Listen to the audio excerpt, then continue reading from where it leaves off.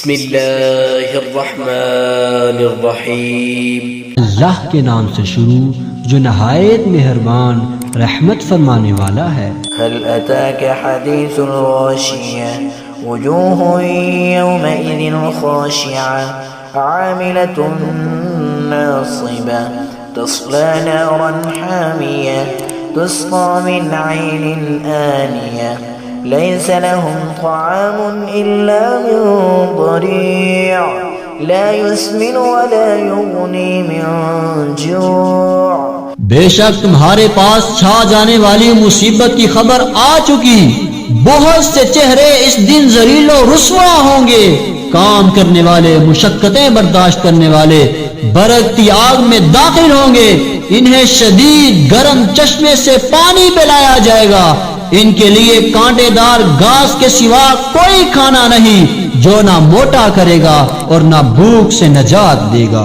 وجوه يومئذ ناعمة لسعيها راضية في جنة عالية لا تسمع فيها لاغية فيها عين جارية فيها سرور مرفوعة وأكواب موضوعة ونمارق مصفوفة وزرابي مبثوثة۔ بہت سے چہرے اس دن چین سے ہوں گے، اپنی کوشش پر راضی ہوں گے، بلند باغ میں، اس میں کوئی بےہودہ بات نہ سنیں گے، اس میں جاری چشمے ہوں گے، اس میں بلند تخت ہوں گے اور رکھے ہوئے گلاس ہوں گے، اور صف در صف گاؤ تکیے لگے ہوئے ہوں گے اور عمدہ قلیم بچھے ہوئے ہوں گے۔ أفلا ينظرون إلى الإبل كيف خلقت وإلى السماء كيف رفعت وإلى الجبال كيف نصبت وإلى الأرض كيف سطحت۔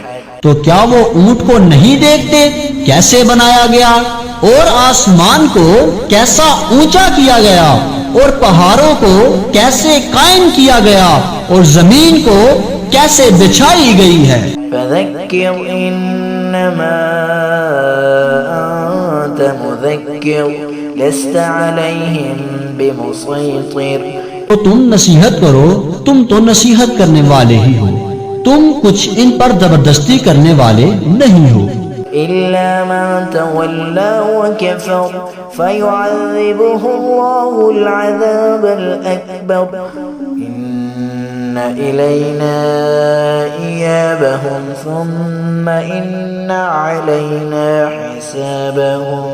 ہاں، جس نے منہ پھیرا اور کفر کیا تو اسے اللہ بہت بڑا عذاب دے گا، بے شک ہماری ہی طرف ان کا لوٹنا ہے، پھر بے شک ہم پر ہی ان کا حساب لینا ہے۔